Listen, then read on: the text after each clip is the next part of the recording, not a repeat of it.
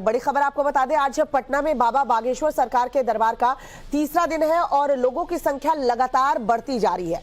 आज बाबा बागेश्वर सरकार का दिव्य दरबार जो है वो नहीं लगना था, लेकिन बाबा का ये दिव्य दरबार अब जो है वो नहीं लगेगा। भारी भीड़ की वजह से दिव्य दरबार को दरअसल कैंसिल किया गया है। भक्तों को सिर्फ पंडित धीरेन्द्र शास्त्री आज कथा सुनाएंगे, तो आज बाबा सिर्फ कथा सुनाएंगे। आज बाबा का दिव्य दरबार जो है वो नहीं लगेगा।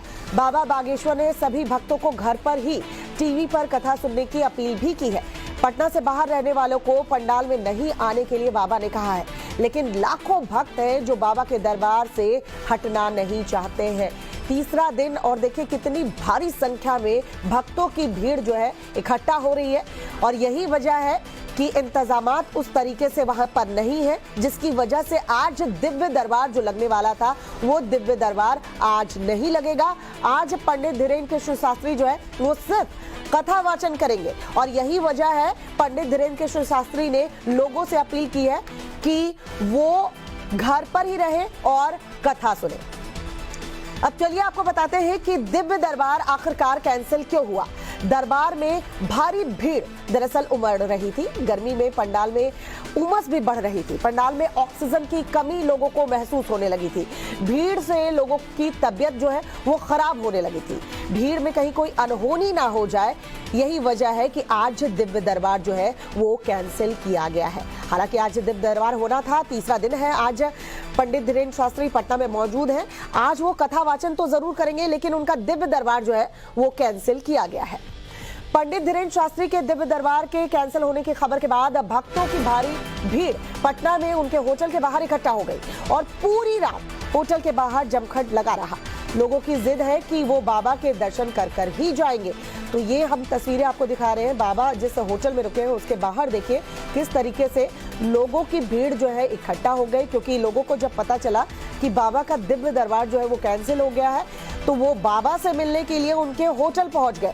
कितनी भारी संख्या में होटल के बाहर देखिए लोगों की भीड़ जो है इकट्ठा हो गई थी और बाबा के दर्शन करना चाहते थे ये लोग, क्योंकि इन्हें जानकारी मिली कि आज जो दिव्य दरबार बाबा का होना था, जहां इन्हें उम्मीद थी कि आज बाबा के दर्शन हो जाएंगे और दिव्य दरबार में ये अपनी परेशानी लेके बाबा के सामने जो है जा सकेंगे, लेकिन क्योंकि दिव्य दरबार कैंसिल किया गया है उसके बाद लोगों की भीड़ किस तरीके से होटल के बाहर इकट्ठा हो गई, तस्वीरों में आप देख सकते हैं।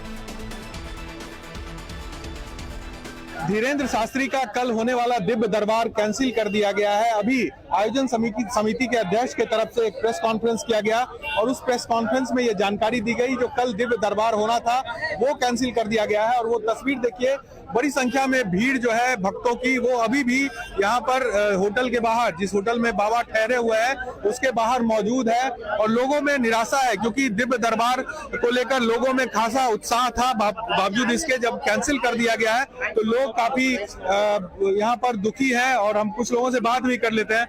आप लोग, दिव्य दरबार कैंसिल हो गया, कैसा अब लग रहा है? हम बुरा तो लग रहा है, पर उनकी जो मंशा थी कि लोग वहाँ बीमार हो रहे हैं, बेहोश हो रहे हैं, उस सोच से उन्होंने कैंसिल किया, तो उसको हम पूरा सपोर्ट करते हैं और चाहते हैं कि सुबह तक यहाँ इंतजार करें और उनसे मुलाकात हो जाए, बस उसके लिए खड़े हैं। प्रशासन पर भी इन्होंने आरोप लगाया कि प्रशासन की तरफ से जितना सहयोग होना चाहिए वो नहीं हो पाया। अब इसकी उतना ही मुझे ज्ञान है, इसके बारे में भी ज्ञान नहीं है। आप लोगों को क्या लगता है, बाबा अगर दिव्य दरबार नहीं हुआ तो आप लोगों के लिए कितना निराशाजनक होगा ये? नहीं, हमें उम्मीद है, हम यहाँ इसीलिए खड़े हैं कि हम मिल के जाएंगे बाबा से। उम्मीद है और उम्मीद पे ही तो टिके हुए हैं। 11 से ऊपर हो गया, अभी भी आप लोग बिल्कुल सुबह तक रहेंगे। मिलने का तो पूरा उम्मीद है, मिल के ही जाएंगे। आप आंटी कहाँ से हैं? सहरसा से हैं। अच्छा, तो क्या कैसा लग रहा है, चूंकि कैंसिल कर दिया गया दिव्य दरबार? तभी मिल के जाएंगे, सुबह में तो बाबा से दर्शन होगा ही।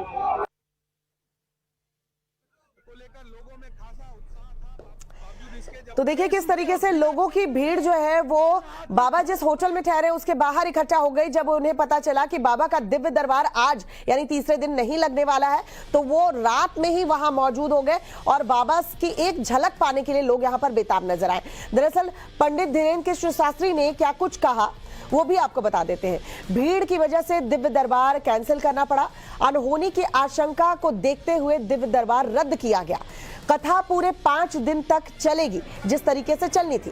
फिर कभी आएंगे तो दिव्य दरबार लगेगा, यानी 5 दिन जो कथा चलनी थी, कथा वाचन होना था, वो कथा उसी तरीके से चलेगी। कथा वाचन बाबा करेंगे लेकिन दिव्य दरबार नहीं लगेगा, ये बाबा का कहना है।